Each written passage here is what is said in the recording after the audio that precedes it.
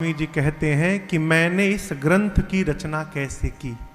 ये जो ग्रंथ गोस्वामी जी लिखे कालजयी रचना, कहते हैं नाना पुराण निगमागम सम्मतम यद रामायणे निगदितम क्वचिदन्यतोऽपि स्वान्तः सुखाय तुलसे रघुनाथ गाथा भाषा निबंध मतिमन जुलमातनो। गोस्वामी जी कहते हैं नाना पुराण, 18 पुराण हैं। कितने? 18। कितने पुराण है बच्चों? 18 पुराण है। 18 समझ में आ रहा है ना? 18 ये भी समस्या है आजकल। हाँ। हिंदी के गिनती याद ही नहीं किसी को। देखिए, दुनिया की सब भाषा सीखिए, लेकिन अपनी मातृभाषा को भी सीखने का प्रयास करिए। क्यों? आपको एक बड़ी सूक्ष्म बात निवेदन करता हूं। यहां बुंदेलखंडी भी लोग हैं, छत्तीसगढ़ी भी हैं, बंगाली भी हैं, उत्तराखंड से भी हैं, बिहार के भी हैं, उत्तर प्रदेश के भी हैं। आदमी दुनिया की सब भाषा जब बोलने लगता है, लेकिन जब रोता है ना, तो वो अपनी मातृभाषा में रोता है। बंगाली जब रोना शुरू करेगा तो वो माय गॉड नहीं बोलेगा, वो मागो मागो बोलेगा। बिहार के रहने वाले जब रोते हैं तो माई रे कहेंगे। क्यों? दुख में अपनी माँ ही याद आती है, हो बाहर की मम्मी याद आने वाली नहीं है। अपनी मातृभाषा विपत्ति में याद आती है। सीखना चाहिए। मनुष्य को बहुत भाषाएं सीखनी चाहिए। आप जितनी भाषाओं की जानकारी रखेंगे उतने अधिक लोगों तक आप पहुंच सकते हैं। लेकिन नए को जानने का अर्थ ये नहीं है कि पुराने को भूल जाना। ये विकास नहीं है माई बाप, ये विनाश है। इसलिए अपनी जो संस्कृति है, अपनी जो भाषा है, उसको जानने का प्रयास करिए। हिंदी सीखिए, ककहरा सीखिए, कख गग सीखिए। प्राउड करिए कि हम भारतीय हैं और हम हिंदी बोलते हैं। अकारण अंग्रेजी न बोलना जाए। ये तो इतनी बड़ी समस्या है, जिसको देखो अंग्रेजी बोले जा रहा बिना मतलब में। अरे जहां आवश्यकता है वहां बोलो भाई। हाँ, घर ही में कहे क्यों? कोई अन्यथा न लीजिएगा। अपनी भाषा का सम्मान यदि हम नहीं करेंगे तो हमसे बड़ा अभागा दूसरा कोई नहीं हो सकता संसार में। जितने विकासशील देश हैं, विकसित देश है, विकासशील नहीं, विकसित। चाइना में जाइए, उनकी अपनी भाषा में पढ़ाई होती है। जापान में जाइए, उनकी अपनी भाषा में पढ़ाई होती है। हम उधार की भाषा रटे जा रहे हैं। क्यों रटे जा रहे हैं कुछ नहीं मालूम। 18 पुराण हैं। कितने पुराण हैं? 18। 4 वेद हैं। कितने वेद हैं? 4। 18 पुराण, 4 वेद, 6 शास्त्र, और इसके बाद जितने रामायण। रामायण कितने? 100 करोड़ से ऊपर। कितने रामायण हैं? 100 करोड़ से ऊपर। रामायण शतकोटि अपार। अब आप कहोगे महाराज इतने रामायण कैसे हो गए? एकदम सिंपल इसका उदाहरण देता हूं। यहां हॉल में कितने लोग बैठे हैं? गेस, अनुमान लगाइए। 300, 400, 300 लोग होंगे। 500 लोग हैं, ठीक है, मान लिए 500 है। 500 लोग हैं। कथा के बाद हॉल से बाहर निकलेंगे, पूछा जाएगा कि आज आपने क्या सुना। 500 लोग क्या एक ही तरह का उत्तर देंगे? कहिए। नहीं, सबके उत्तर अलग अलग होंगे। सुने एक ही जगह, एक ही बात सुने, लेकिन सबके उत्तर अलग अलग हो जाएंगे। क्यों? जिसकी जितनी मति है, जितनी चेतना है, और जो जितना समझ पाया है, वो उतना ही बताएगा। उसी प्रकार भगवान के साथ जितने लोग लीला में लगे रहे, जितने बानर, जितने मुनि, कोल भील, सबने एक एक राम कथा की रचना की, एक एक रामायण सबने लिखी, और इसलिए रामायण की संख्या 100 करोड़ से ऊपर हो गई। गोस्वामी जी कहते हैं सभी रामायणों में से जितने रामायण मैंने सुने, जितना सुलभ हो पाया, मुनियों के मुख से 4 वेद मैंने सुने, 18 पुराण मैंने सुने, इन सबके सार को मैंने निकाल कर और श्री रामचरितमानस की रचना की। सार समझते हैं? अंग्रेजी में कहते हैं मोरल ऑफ द स्टोरी। अंग्रेजी की स्टोरी के बाद लास्ट में 1-2 सेंटेंस में उस स्टोरी का मोरल लिखा रहता है। हिंदी के कहानी में सारांश लिखा रहता है। उसी प्रकार जितने वेद हैं, पुराण हैं, रामायण है, सबके मोरल, सारांश को निचोड़कर और गोस्वामी तुलसीदास जी ने श्री रामचरितमानस जी में लिख दिया है, केवल मानस जी को यदि पढ़ लिया जाए तो सभी सदग्रंथों के पढ़ने का फल स्वतः प्राप्त हो जाएगा, इसमें कोई संशय नहीं है। ये मानस जी की महत्ता है। क्यों लिखा गोस्वामी जी ने? आगे कहते हैं स्वान्तः सुखाय तुलसी रघुनाथ गाथा भाषा निबंध मति मंजुल मातनो। गोस्वामी जी घोषणा करते हैं कि मैंने अपने अंतःकरण को सुखी करने के लिए लिखा। क्यों लिखा? स्वान्तः सुखाय। मैं कथा सुना रहा हूं आपको, यदि कथा गाते गाते मुझे आनंद नहीं मिल रहा है तो आपको आनंद प्राप्त होने वाला नहीं है। मैं अपने को पहले आनंदित कर रहा हूं तब मैं सुना पा रहा हूं। आप तो बहुत सारे लोग हैं, मैंने जीवन में एक कथा ऐसी भी की है कि मैं कमरे से फोन करके पूछता था इन लोगों से, बाबू 2-3 लोग आ गए हैं। बहुत बड़ा हॉल दिल्ली में, 2013 की बात है। कितने लोग? 2-3 लोग। बोला हम महाराज जी 3-4 लोग आ गए हैं। हम कहते ठीक है मैं पहुंच रहा हूं। और 4 घंटे कथा होती थी, 3.5 घंटे। आप रिकॉर्डिंग सुनिएगा, आपको पता ही नहीं चलेगा कि मेरे सामने श्रोता बैठे हैं कि नहीं बैठे हैं। क्यों? आप भले न बैठे हो, यहाँ रघुनाथ जी, यहाँ शंकर जी परिवार के साथ, और यहाँ हनुमान जी महाराज बैठ के कथा सुन रहे हैं। गोस्वामी जी कहते स्वान्तः सुखाय तुलसी रघुनाथ गाथा। जीवन में कार्य करिए तो पहले अपने को सुखी करिए। आप जो देखिए, दुखी व्यक्ति समाज को सुख नहीं दे सकता। दुखी व्यक्ति समाज को सुख देने वाला, अपने को सुखी करिए। महाराज श्री बहुत पहले कहे थे, राजन पहले अपने को व्यवस्थित कर लेना, फिर घर में कोई सलाह देना। क्यों? जो आदमी स्वयं में स्टेबल नहीं है उसकी बात का परिवार पर कोई असर पड़ने वाला नहीं है। तुम व्यवस्थित हो जाओगे तो तुमसे पूछ पूछ कर घर वाले व्यवहार करेंगे। इसलिए पहले खुद को व्यवस्थित करो, अपने आप को स्टेबल करिए। Make your self stable. अपने आप को व्यवस्थित करिए, अपने आप को प्रसन्न करिए, अपने आप को शांत करिए, अपने आप को आनंदित करिए, अपने आप को खुशी करिए। जब आप आनंद में होंगे तो आपके आनंद से आपका पूरा परिवार आनंद में उतर जाएगा। पहले अपने को आनंद में लाइए। तो स्वामी जी कहते स्वान्तः सुखाय तुलसी रघुनाथ गाथा। मैं अपने अंतःकरण के सुख के लिए कथा गा रहा हूं। ये 7 श्लोक हैं बाल कांड के प्रारंभ में। लोग कहते हैं महाराज 7 ही श्लोक क्यों लिखे? कई कई गणना है, 7 कांड हैं, इसलिए लगता है गोस्वामी जी ने 7 श्लोक लिख दिए। 7 श्लोक लिखने के बाद पंच देव उपासना में 5 सोरठे लिखे गोस्वामी जी ने। फिर गुरु चरण वंदना से प्रारंभ किए, ब्राह्मणों की वंदना किए, संत समाज की वंदना किए। गोस्वामी जी ने दुष्टों की भी वंदना की। किसकी वंदना की?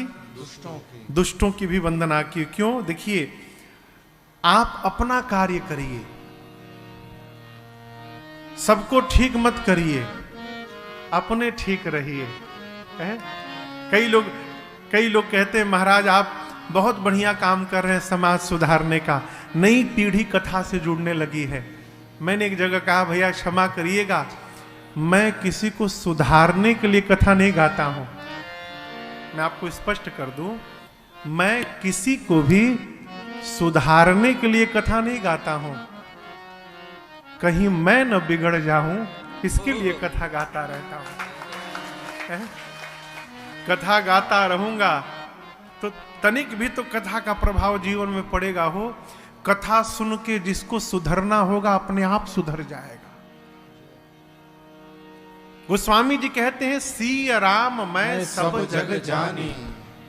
जो साधु हैं, असाधु हैं, दुष्ट हैं, सज्जन हैं, सबके भीतर गोस्वामी जी को श्री सीताराम जी का दर्शन हो रहा है। इसलिए करऊं प्रणाम जोरी जुग पानी। सबको गोस्वामी जी ने वंदन किया, भगवान के नाम को वंदन किया। किसको? भगवान के नाम को। देखिए,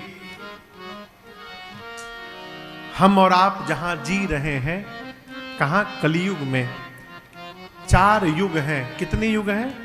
नाम याद है आप लोग को? बताओ बताओ बताओ। पहला युग बताओ। नहीं, बच्चों से पूछ रहा हूं, घबराओ मत। सतयुग, दूसरा त्रेता, तीसरा द्वापर और चौथा कलयुग। ठीक, 4 युग में से हम और आप कलयुग में जन्म लिए हैं। लोग कहते कलयुग बहुत खराब युग है। क्यों खराब है भाई? क्यों खराब है? अच्छा, सतयुग बहुत अच्छा था, उससे हमारा आपका क्या फायदा है? क्या हम लोग सतयुग में पहुंच जाएंगे? दूसरे की कोठी यदि 10 करोड़ की हो, उससे हमको क्या प्रॉफिट है, क्या लाभ है? उसकी कोठी तो उसके काम आएगी ना। हमारे लिए तो झोपड़ी ही कोठी के बराबर है हो। जो हमको रात्रि में विश्राम करने का स्थान प्रदान करती है, वो घर सबसे अच्छा है। और क्षमा करिएगा, माता जी लोगों को पूरी दुनिया घुमा दीजिए, 5 स्टार में नहीं 7 स्टार होटल में रख दीजिए, घुमाइए, वर्ल्ड टूर कराइए। जब 1 महीना घूमने के बाद घर में पहुंचती हैं माता जी लोग, अब बिस्तर पे जाती हैं, कहती हैं अब जाके सुकून मिला। अरे 7 स्टार होटल में सुकून नहीं मिला, कहां कहां घुमा दिए, सुकून नहीं मिला, सही में नहीं मिला। क्यों? जो अपना होता है ना, वही सुकून भी दे सकता है, उधार से सुकून प्राप्त होने वाला नहीं है। यही तो समझना है, यही समझना है माई बाप की सुकून यदि चाहते हैं तो जो अपना है वही सुकून देगा। उधार वाला और भाड़े वाला सुकून देने वाला नहीं है। अपना जो है, हमको आपको कलयुग प्राप्त हुआ है। और मैं कहता हूं कल जुग समजुग आन नहीं। गोस्वामी जी बोले कब? जौ नर कर विश्वास। मनुष्य यदि विश्वास कर ले विकास बाबू, तो कलयुग जैसा दूसरा कोई युग नहीं है। क्या लाभ है महाराज इस युग में? केवल और केवल गाय राम गुण गण बिमला भव तर बिनहि प्रयास। इतनी अद्भुत महिमा है माई बाप कलयुग की। इस कलिकाल में देखिए, पहला युग सतयुग। सतयुग में भगवान का दर्शन यदि करना हो तो मनुष्य को हजारों हजार वर्ष तपस्या करना पड़ता था। कितना? हजारों वर्ष। सतयुग के बाद त्रेता आया तो थोड़ा और इजी किया गया, सरल। त्रेता में भगवान का दर्शन करना हो, यज्ञ करिए। निष्ठा पूर्वक विधान पूर्वक यज्ञ करिए, भगवान मिल जाएंगे। दशरथ जी को यज्ञ से ही तो भगवान मिले है। त्रेता के बाद द्वापर हुआ और हल्का किया गया। द्वापर में यज्ञ से भी नहीं, तपस्या से भी नहीं, पूजा करके भगवान को प्राप्त कर लीजिए, ठीक ना। जब कलयुग आया तो कलयुग का जीव और आलसी हो गया। कलयुग का जीव न यज्ञ कर सकता है, न पूजा कर सकता है, न तपस्या कर सकता है। यज्ञ करने जाएगा, पैंट पहन के स्वाहा स्वाहा किए पड़ा है, न हाथ धोया, न पांव धोया, न मुंह धोया, जहां से आया स्वाहा। आदमी व्रत करता है, क्षमा करिएगा, एक आदमी रात को एकादशी व्रत किया एक दिन, और उसी दिन रात को 1 बजे समोसा खा रहा था।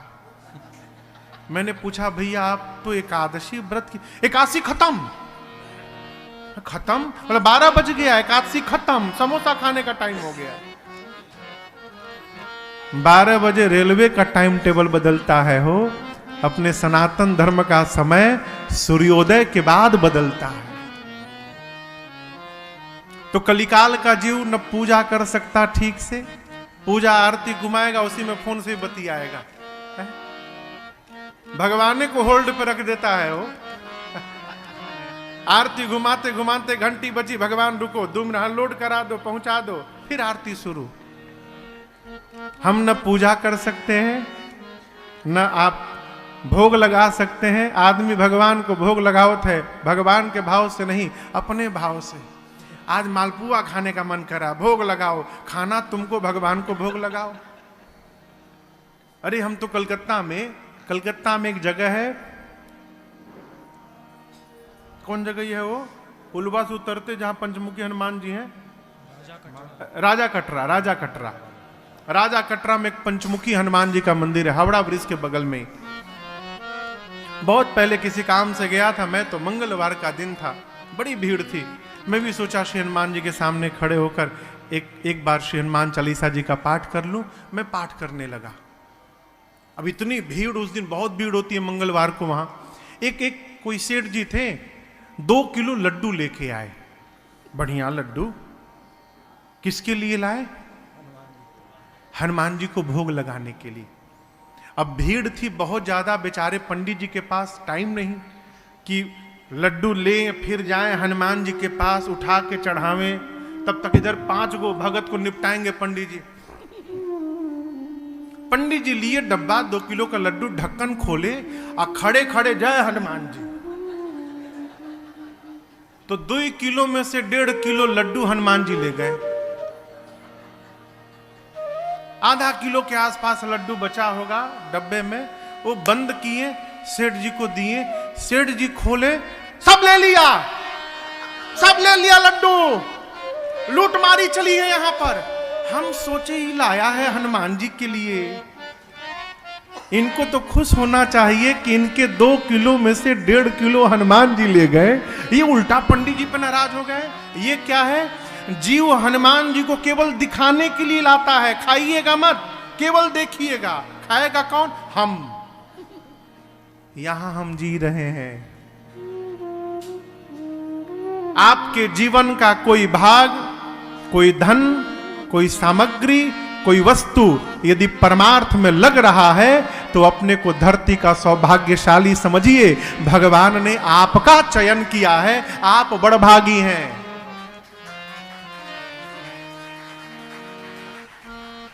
अभी आज ही दिन में बात हो रही थी, मैं पिछले साल दुबई गया ना, तो किसी ने हमको एक सोने की ब्रेसलेट दी, हाथ में पहनाया दुबई में, पिछले साल, इस साल नहीं।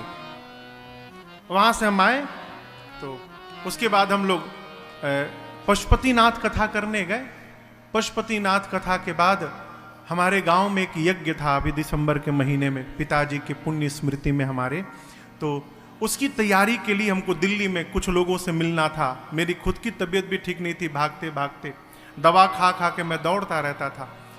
तो एक बहुत बड़े व्यक्तित्व हैं दिल्ली के, एक बहुत बड़े नेता हैं, उनसे मिलना था मुझे, उनको भी आना था, निमंत्रण पत्र देना था। उस विषय में उनसे थोड़ा विलंब भी हो गया, शाम को मेरी ट्रेन थी। अब दिल्ली स्टेशन में भागने के चक्कर में वो ब्रेसलेट कहीं खुल के गिर गया, हमको पता भी नहीं चला। 3-4 दिन बाद मुझे पता चला। मैं कहाँ गया, तो फिर सोचने लगा कहाँ तक था, तो पता चला कि लगता, फिर फोटो देखा तो पता चला कि दिल्ली कहीं गिर गया।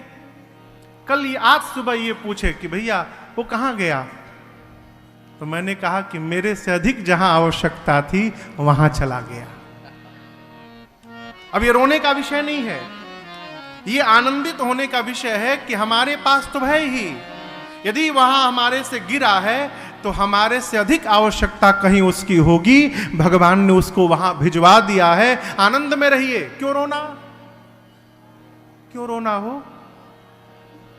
आपका कोई भाग परमार्थ में लग रहा है, सत्कर्म में लग रहा है, अपने को बड़भागी समझिए। कलयुग में जीव न भजन कर सकता है ठीक से, न पूजन न यजन कर सकता है, तो कलयुग के जीव का उद्धार कैसे होगा। तो कलयुग केवल हरि गुण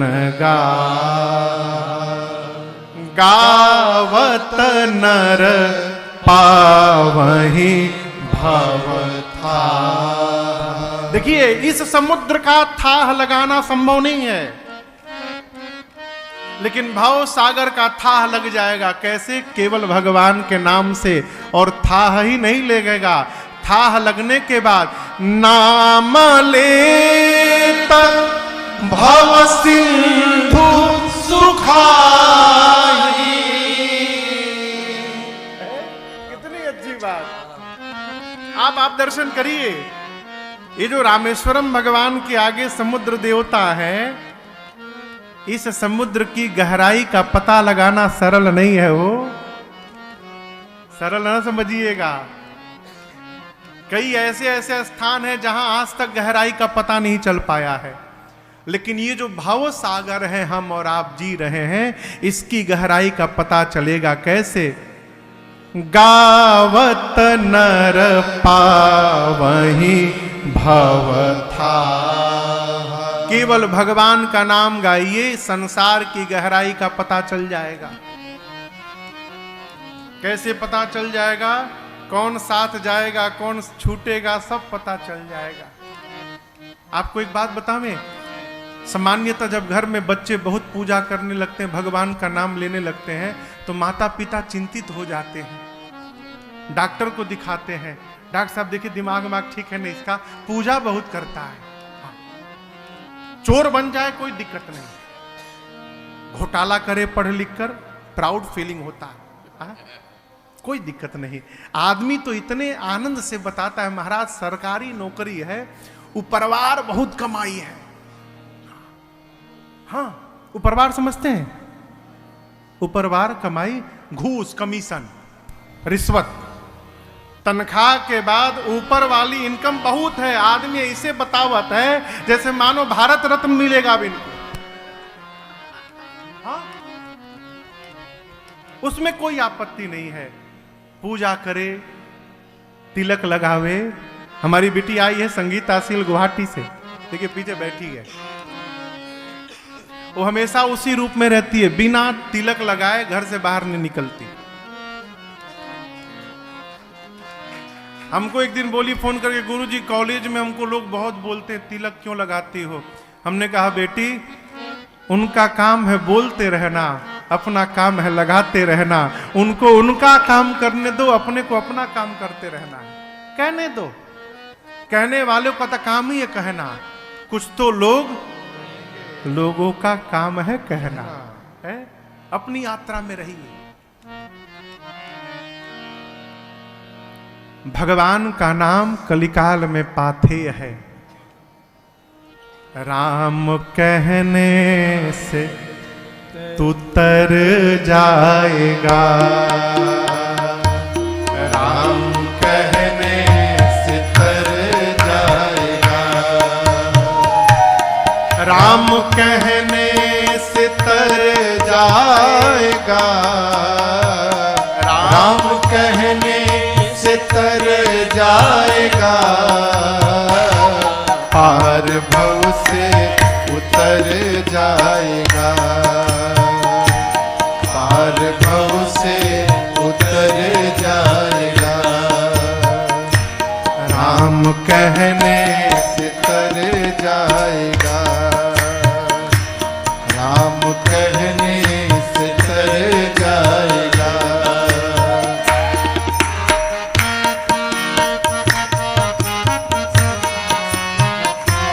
सब कहेंगे कहानी तेरी, सब कहेंगे कहानी तेरी, सब कहेंगे कहानी तेरी, सब कहेंगे कहानी तेरी। काम ऐसा जो कर जाएगा, काम ऐसा जो कर जाएगा, राम कहने से तर जाएगा, राम कहने से तर जाएगा।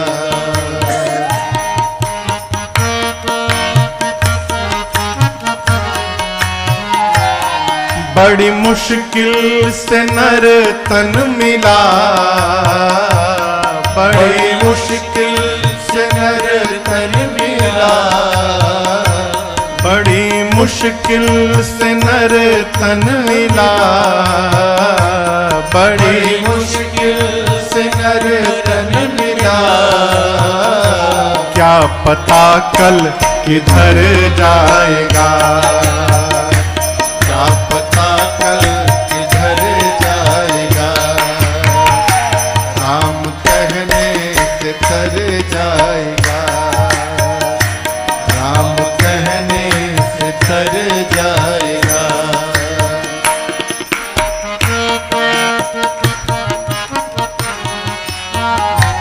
इनके आगे तू झोली फैला, इनके आगे तू झोली फैला, प्रभु के आगे तू झोली फैला, प्रभु के आगे तू झोली फैला। दाता झोली को भर जाएगा, दाता झोली को भर जाएगा, राम कहने से तर जाएगा, राम कहने से तर जाएगा।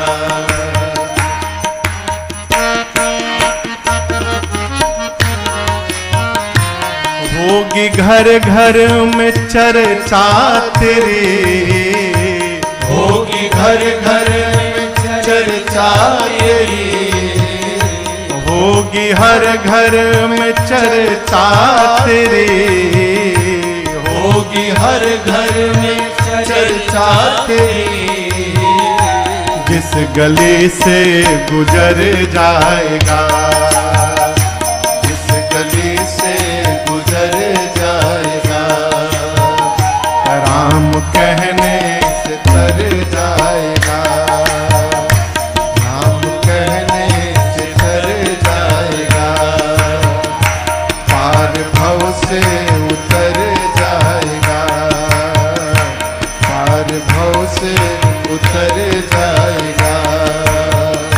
सीताराम सीताराम सीताराम, सीताराम सीताराम सीताराम, सीताराम सीताराम सीताराम, सीताराम सीताराम सीताराम, सीताराम सीताराम सीताराम, सीताराम सीताराम सीताराम, सीताराम सीताराम सीताराम, सीताराम सीताराम सीताराम, सीताराम सीताराम सीताराम, सीताराम सीताराम सीताराम।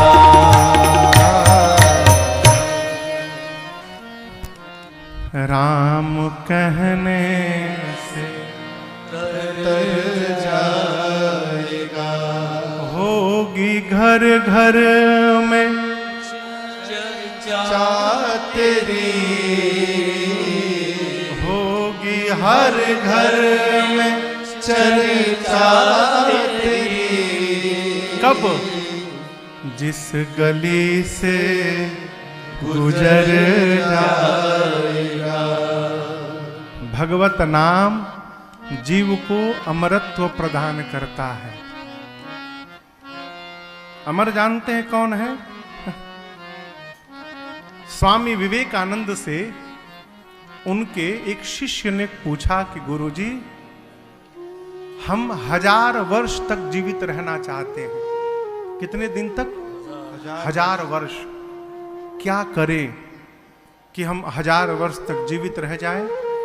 तो स्वामी विवेकानंद जी ने कहा शिष्य से कि यदि तुम 1000 वर्ष तक जीवित रहना चाहते हो तो इसके लिए आवश्यक नहीं है कि तुम्हारी आयु 1000 वर्ष की हो जाए, तुम्हारी उम्र 1000 वर्ष की हो जाए। फिर जितनी तुम्हारी आयु है, 40 साल, 50 साल, 60 साल, 70 साल, 45 साल, उसी आयु में ऐसा काम कर दो कि आने वाले 1000 वर्षों तक लोग तुमको याद करते रहे। यही अमरत्व है जीवन का। हमारे जाने के बाद भी यदि समाज में हमारा नाम आदर पूर्वक लिया जा रहा है, ये जीवन का अमरत्व है। और ये धन एकत्रित करने से नहीं होगा हो, ये धर्माचरण से प्राप्त होगा। इसके अलावा दूसरा कोई उपाय नहीं। जीवन में सदाचार हो। देखिए आजकल तो बहुत ही कुछ हो रहा है समाज में, आप देख रहे हैं, लेकिन कथा का प्रभाव यही है माई बाप कि दुराचारी भी सदाचारी बन जाए। जो धर्म में जीवन नहीं जीता वो भी कथा के प्रभाव से धर्म का पालन करने लगे। ये कथा का प्रभाव है। इसलिए सब करिए, व्यापार करिए, नौकरी करिए, सब करिए, लेकिन सबके साथ केंद्र में धर्म का आचरण करिए। यही जीवन को अमरत्व प्रदान करेगा। गोस्वामी श्री तुलसीदास जी महाराज ने भगवान के नाम की वंदना की। और कल आपसे मैंने कितने घाट बताए मानस जी के? 4। पहले घाट पे कथा प्रारंभ हुई, गोस्वामी जी ने की। अब गोस्वामी जी कथा को दूसरे घाट पर ले गए। कहां? तीर्थराज प्रयाग। तीर्थराज प्रयाग में एक महात्मा है भरद्वाज जी, तपस्वी हैं, दया के भंडार हैं, राम जी के भक्त हैं। प्रत्येक वर्ष माघ महीने में, मकर संक्रांति से जनवरी में 1 महीने का प्रयाग में मेला लगता है। आज भी लगता है हर वर्ष। आप में से कई लोग जाते भी होंगे। उस समय पूरे देश के ऋषि मुनि आकर प्रयाग में 1 महीना रहते हैं, स्नान करते हैं, संगम में सत्संग करते हैं, भजन करते हैं। एक वर्ष जब मुनि लोग 1 माह रुकने के बाद जाने लगे तो उन मुनियों में एक मुनि है जिनका नाम है श्री याज्ञवल्क्य जी। भरद्वाज जी उनके चरणों में गिर पड़े। जाग बलि मुनि परम विवेकी,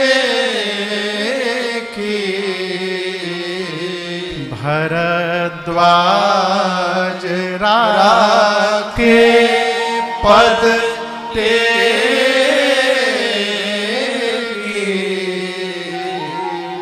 श्री भरद्वाज जी ने सभी मुनियों को विदा किया, परंतु जब श्री याज्ञवल्क्य जी विदा मांगने आए तो श्री भरद्वाज जी उनके चरणों में गिर पड़े। कहे मुनिवर, सब जा रहे हैं, आप न जाइए। आदर पूर्वक लेकर गए, अपने आश्रम में बिठाए, पूजन किए। याज्ञवल्क्य जी ने पूछा कि आपने मुझे क्यों रोका भरद्वाज जी? बोले, प्रभु एक संशय है और मैं जानता हूं कि मेरे संशय को आपको छोड़कर कोई समाप्त नहीं कर सकता। बोले, क्या संशय है? भरद्वाज जी बोले, राम कवन प्रभु मैं पूछूं तो ये राम कवन प्रभु। आप दर्शन करिए। देखिए, एक निवेदन करूं, जो वाक्य जितनी सीधी होगी ना, उसका प्रभाव उतनी दूर तक होगा। जो वाक्य जितनी सीधी होगी, उसकी पहुंच उतनी दूर तक होगी। दूसरी बात, जो वाक्य जहां से निकलती है वहीं तक पहुंचती भी है। कई लोग दिमाग से बोलते हैं, वो सामने वाले के दिमाग तक जाती है। कई लोग होठ से बोलते हैं, वो होठ तक ही रहती है। कई लोग हृदय से बोलते हैं तो हृदय तक पहुंच जाती है।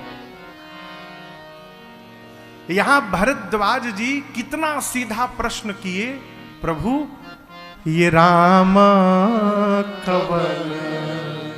क्या पूछा? राम जी कौन है? आप में से ऐसा कोई है जिसको ये न पता हो कि राम जी कौन है? सबको पता है, लेकिन भरद्वाज जी इतने बड़े महात्मा हो के प्रश्न करते हैं कि राम कवन प्रभु मैं पूछूं तो